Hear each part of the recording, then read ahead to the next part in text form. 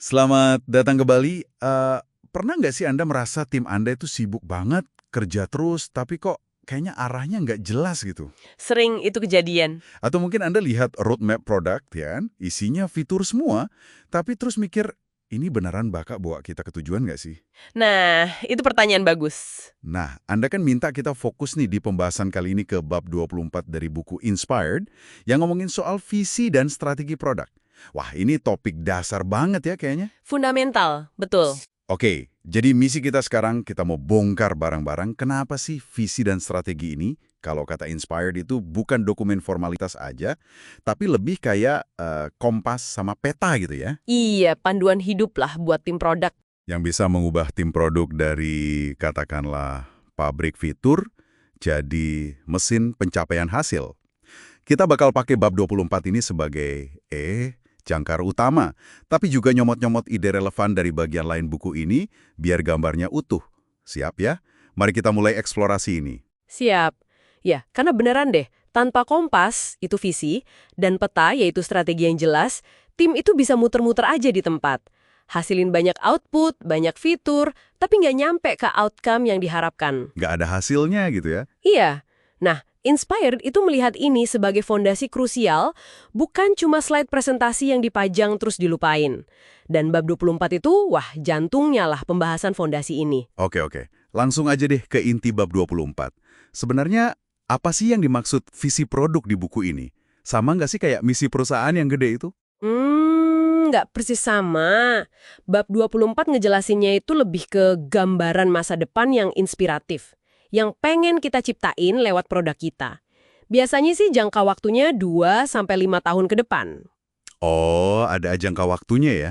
Ada, atau bahkan bisa 5-10 tahun kalau buat perusahaan hardware. Kan lebih lama tuh siklusnya.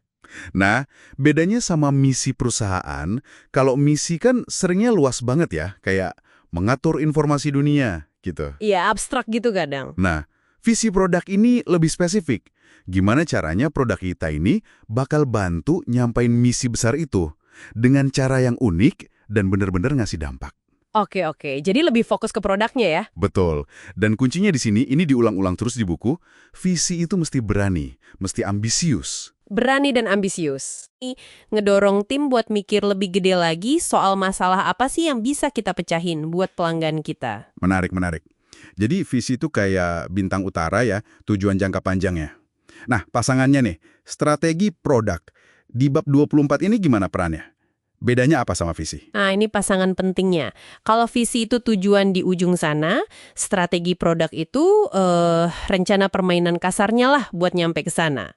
Bab 24 ngegambarinnya sebagai rangkaian pilihan yang sadar. Pilihan sadar. Maksudnya? Maksudnya kita milih urutan langkahnya gimana, fokusnya apa dulu.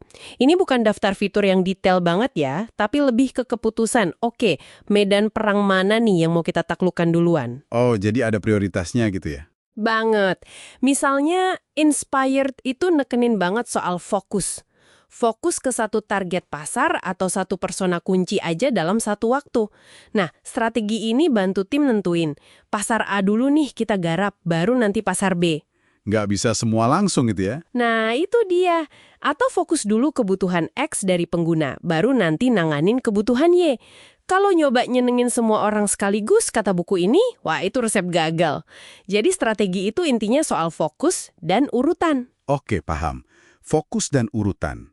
Nah, buku ini kan juga nyinggung soal prinsip-prinsip penting ya buat visi produk yang kuat. Yang relevan banget sama bab 24 ini.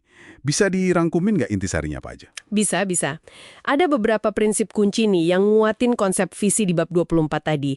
Pertama, visi itu harus menginspirasi. Masih ingat nggak kutipan soal pentingnya ngebangun tim misionaris bukan tentara bayaran? Oh iya, ingat. Yang semangatnya beda itu ya? Kedua, visi itu perlu manfaatin tren teknologi atau tren pasar yang relevan. Tapi tantangannya bukan cuma lihat, oh ada tren AI, oh ada tren mobile, bukan cuma itu. Terus gimana dong? Tapi gimana caranya tren itu bisa kita pakai buat mencahin masalah pelanggan dengan cara baru yang sebelumnya nggak mungkin. Nah, itu yang strategis. Oke, cara baru ya kuncinya. Lanjut. Ketiga, ada prinsip skate to where the puck is heading. Tahu nggak kayak main hoki es? Ha-ha. Kita harus ngincer kemana keping hokinya bakal pergi, bukan di mana dia sekarang atau tadi. Jadi ini soal antisipasi arah pasar. Jangan cuma reaktif sama kondisi sekarang atau kemarin. Ini mungkin bagian paling susah sih, perlu wawasan yang dalam. Wah, bener juga. Itu butuh intuisi dan data ya kayaknya. Iya, campuran keduanya. Dan keempat nih, ini ngutip Jeff Bezos yang juga disinggung di buku, penting buat keras kepala pada visi, tapi fleksibel pada detail. Gimana tuh maksudnya? Maksudnya, visi besarnya itu dipegang teguh. Jangan gampang nyerah cuma gara-gara ada rintangan di awal. Tapi soal cara nyampe ke sana, detailnya itu harus fleksibel banget. Harus terbuka buat ngubah cara berdasarkan apa yang kita pelajari. Oh, jadi tujuannya tetap caranya bisa ganti-ganti. Betul. Proses nemuin solusi yang kadang butuh penyesuaian arah atau disebutnya discovery pivot, itu wajar banget. Itu perubahan arah strategis berdasarkan pembelajaran pas kita validasi ide. Nah, itu dia tuh. Prinsip keras kepala pada visi, fleksibel pada detail. Kedengarannya gampang diomongin, tapi prakteknya pasti susah ya. Gimana tim bisa tahu batas antara fleksibel sama udah kehilangan arah nih? Ada panduannya nggak di buku ini? Pertanyaan bagus banget. Buku ini emang nggak ngasih rumus pastinya sih, tapi kayaknya menyiratkan kalau fleksibilitas pada detail itu terjadinya dalam konteks eksperimen dan validasi yang jalan terus. Product discovery itu. Oke, jadi kuncinya di eksperimen dan validasi ya? Iya, selama perubahan detail itu dasarnya bukti dari pembelajaran kita dari pelanggan, dari pasar, dan masih dalam jalur buat nyampe ke visi jangka panjang, yaitu dianggap fleksibilitas yang sehat. Nah, kehilangan arah itu terjadi kalau perubahan detail malah ngejauhin kita dari visi awal, tanpa ada alasan strategis yang kuat. Jadi, ya itu tadi, kuncinya di proses belajar dan validasi yang ketat. Masuk akal, masuk akal. Sekarang, kalau prinsip buat strategi produk yang efektif gimana? Yang ngelengkapin visi dari bab 24 tadi. Nah, buat strategi ada beberapa prinsip kunci yang ditekankan juga. Pertama, fokus. Kayak yang udah kita bahas tadi terkait bab 24. Pilih target pasar atau masalah spesifik, terus garap secara berurutan. Jangan coba ngerebus samudra lah istilahnya. Haha, ya benar. Fokus satu-satu. Kedua, harus selaras. Strategi produknya mesti nyambung sama strategi bisnis perusahaan secara keseluruhan. Nggak bisa jalan sendiri-sendiri. Harus dukung tujuan bisnis yang lebih gede. Oke, harus inline ya. Betul. Terus juga harus selaras sama strategi penjualan dan go-to-market. Gimana caranya produk ini nanti ditemuin, dibeli, dipakai sama target pasar kita. Nah, itu harus dipikirin dari awal sebagai bagian strategi. Penting tuh, biar nggak cuma jadi produk bagus, tapi nggak ada yang pakai. Nah, terus yang keempat, numbuhin obsesi sama pelanggan bukan sama pesaing. Strategi yang kuat itu lahir dari pemahaman mendalam soal masalah pelanggan. Bukan cuma latah niru fitur kompetitor sebelah. Fokus ke customer ya, bukan kompetitor. Iya banget. Dan terakhir, ini penting banget, strategi ini perlu dikomunikasikan. Jelas, efektif, dan diulang-ulang ke seluruh penjuru organisasi. Biar semua orang di kapal paham kita mau berlayar kemana dan kenapa. Nah, ini dia nih, bagian yang menurut saya kayak ngubah cara pandang banget. Buku ini kan terutama di bab-bab sebelum bab 24 ya, kayak bab 21 sampai 23 itu kritis banget sama yang namanya peta jalan produk atau roadmap tradisional itu loh. Oh iya benar. Yang isinya cuma daftar fitur sama tanggal rilis itu loh. Kenapa sih buku ini kritis banget sama itu? Terus gimana visi dan strategi dari bab 24 ini jadi alternatif yang lebih oke? Nah ini salah satu argumen paling sentral di Inspired. Masalah utama sama roadmap tradisional itu, pertama, sering dianggap kayak komitmen fitur yang saklek. Udah janji harus dirilis. Padahal kenyataannya, banyak banget ide awal produk, mungkin lebih dari setengahnya ya, itu gagal pas diuji. Gagal karena nggak ada nilainya buat pengguna, atau susah dipakai, atau nggak mungkin dibikin secara teknis, atau nggak dukung bisnis. Jadi roadmap kayak gini tuh bikin janji palsu, bikin tekanan buat ngerilis sesuatu yang mungkin ujung-ujungnya sia-sia. Wah, iya juga ya. Jadi kayak buang-buang sumber daya? Bisa jadi. Kedua, fokusnya cenderung ke output, yaitu ngirim fitur. Bukan outcome, yaitu hasil bisnis atau dampak buat pengguna. Tim bisa aja sukses ngerilis semua fitur tepat waktu sesuai roadmap. Tapi kalau nggak ada dampak positif ke angka bisnis atau kepuasan pelanggan, ya buat apa? Ibaratnya sibuk bangun jembatan tapi nggak nyambung kemana-mana gitu ya. Persis. Ketiga, roadmap fitur ini sering dibikin terlalu cepat.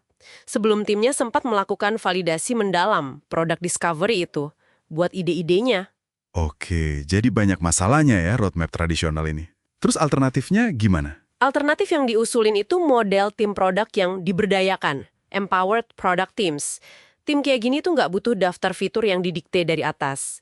Yang mereka butuhin itu konteks bisnis yang jelas. Konteks bisnis. Iya, konteks inilah yang dibangun oleh dua hal utama, visi produk, tujuan jangka panjang kita mau kemana, seperti yang dibahas bab 24 tadi, dan tujuan bisnis yang spesifik dan bisa diukur buat tiap tim.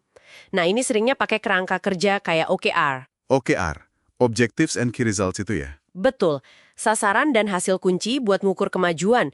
Itu juga dibahas di buku ini. Salah bisnis yang perlu dipecahin, atau target hasil yang pengen dicapai. Dan itu semua ngacunya ke visi sama strategi produk utama dari bab 24. Tepat! Terus, timnya punya otonomi buat cari solusi terbaik sendiri. Wah, ini pergeseran mendasar banget ya. Dari manajemen yang ngedikte apa yang harus dibangun, jadi manajemen yang ngedikte masalah apa yang harus diselesain, atau hasil apa yang mau dicapai. Bener nggak? Persis kayak gitu. Ini benar-benar memberdayakan tim buat pakai keahlian mereka nemuin solusi-solusi inovatif. Nah, tanggung jawab utama buat netapin sama nyebarin visi dan strategi ini ya jatuhnya ke pundak pemimpin produk. Pemimpin produk ya? Iya, kayak yang disinggung di bab 14 soal peran kepala produk atau VP produk. Buku ini juga nyorotin ada dua skenario umum nih. Pertama, kalau perusahaannya dipimpin sama CEO atau pendiri yang emang visioner banget. Nah, kalau gitu, peran pemimpin produknya mungkin lebih fokus ke nerjemahin visi itu jadi strategi yang bisa dijalanin, bangun tim yang kuat sama mastiin proses discovery dan delivery produknya jalan efektif. Jadi kayak penerjemah dan eksekutor gitu ya? Bisa dibilang gitu. Nah, skenario kedua, kalau nggak ada figur visioner yang dominan di pucuk pimpinan. Mungkin karena pendirinya udah nggak aktif atau perusahaannya udah gede banget.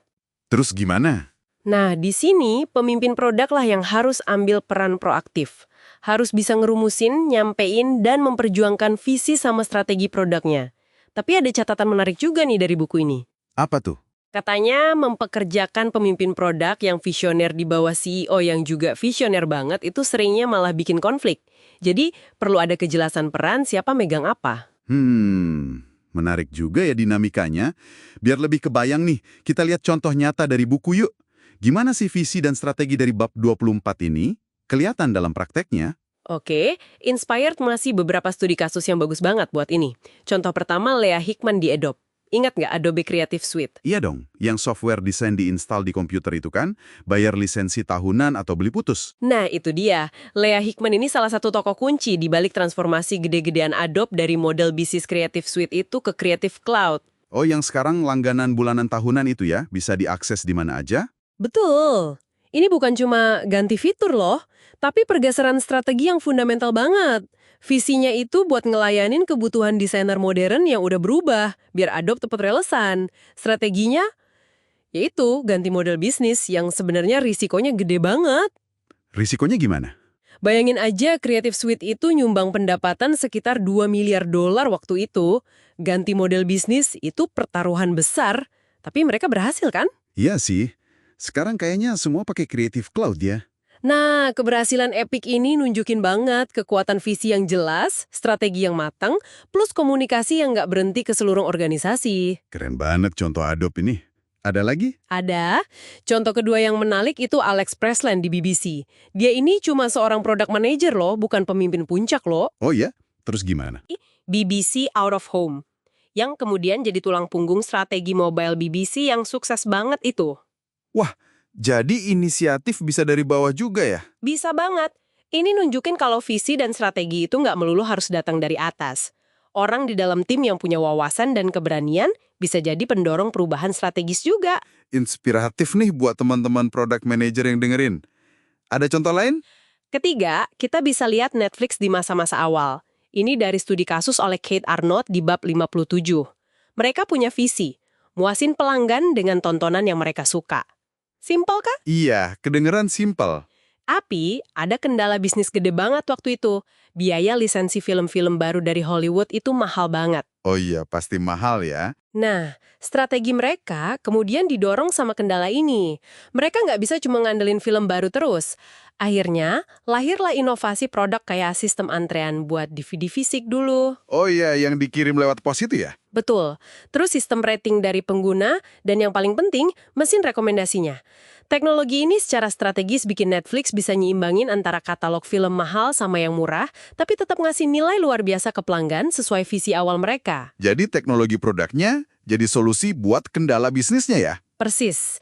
Ini contoh bagus gimana teknologi dan produk secara strategis bisa memungkinkan model bisnis yang berkelanjutan. Wah, contoh-contohnya benar-benar bikin konsepnya jadi hidup ya. Nah, sekarang coba kita tarik relevansinya buat Anda nih yang lagi dengerin. Kenapa sih pemahaman mendalam soal visi dan strategi produk ala bab 24 ini penting? Nggak peduli peran spesifik Anda apa. Ini penting banget karena ngasih konteks. Kalau Anda terlibat dalam bikin produk, entah sebagai manajer produk, desainer, engineer, orang marketing, atau bahkan pemimpin bisnis, ngerti visi, kita mau kemana sih, sama strategi secara garis besar gimana caranya ke sana, itu nyambungin kerjaan teknis Anda sehari-hari ke tujuan yang lebih gede. Jadi nggak cuma ngerjain tugas aja gitu ya? Iya, jadi Anda tahu kenapa tugas yang lagi Anda kerjain itu penting. Ini bantu banget buat ngubah pola pikir. Kayak yang sering diomongin di buku ini, dari sekedar jadi tentara bayaran yang cuma ngerjain perintah tanpa nanya, jadi misionaris. Misionaris yang punya semangat ya? Betul. Punya semangat, pemahaman, dan motivasi dari dalam diri buat mecahin masalah nyata buat pelanggan demi nyampain tujuan bareng-bareng. Pemahaman ini juga di level individu bikin Anda bisa ngambil keputusan-keputusan kecil sehari-hari yang lebih cerdas, yang lebih nyambung sama arah besar perusahaan. Jadi nggak gampang kesasar dalam detail teknis doang. Oke, jadi kalau disimpulin, nih, visi produk itu ngasih kita bintang utara ya, tujuan jangka panjang yang ambisius, inspiratif, kayak yang ditekankan bab 24. Sementara strategi produk itu kayak rencana permainan tingkat tingginya, panduan soal fokus dan urutan langkah buat deketin bintang utara itu. Yup. Dan keduanya ini, menurut Inspired, kunci banget buat ngebebasin potensi tim. Biar nggak kejebak dalam siklus bangun fitur terus-terusan, tapi fokus buat nyampein hasil nyata yang ngasih dampak buat bisnis dan pelanggan. Tepat sekali. Dan perlu diingat juga, ini tuh bukan sekedar latihan, bikin dokumen terus disimpan di laci ya. Bukan formalitas aja ya. Bukan. Ini soal nanemin pola pikir, bangun pemahaman bareng, dan nyiptain budaya organisasi. Budaya yang dukung inovasi yang terarah dan pembelajaran terus-menerus. Budaya di mana tim itu ngerasa diberdayakan sama konteks, bukan malah dibatasi sama perintah fitur. Budaya pemberdayaan ya? Oke. Nah, sebagai pemikiran penutup nih buat Anda bawa pulang, gimana ya caranya sebuah organisasi bisa secara efektif ngejaga api visi jangka panjangnya itu tetap nyala dan relevan, padahal pasar kan berubah terus tuh. Tapi di saat yang sama, tetap lincah strateginya buat adaptasi cepat berdasarkan apa yang dipelajari dari pelanggan dan persaingan. Wah, itu pertanyaan bagus buat direnungkan. Menemukan keseimbangan yang dinamis antara kekeh sama kenapanya, visi, dan lentur sama gimananya, strategi, mungkin disitulah ya tantangan kepemimpinan produk yang sebenarnya. Sekaligus jadi kunci buat bangun produk hebat yang bisa tahan lama. Bisa jadi, bisa jadi. Oke deh, terima kasih banyak sudah menyimak eksplorasi kita kali ini. Sampai jumpa di pembahasan berikutnya ya.